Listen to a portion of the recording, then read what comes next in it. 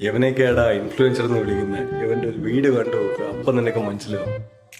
തമ്പുരാട്ടി തമ്പുരാട്ടി കാക്കത്തമ്പുരാട്ടി കറുത്ത മണവാട്ടി തമ്പുരാട്ടി. എന്ത് ഓടാ ഓടാ.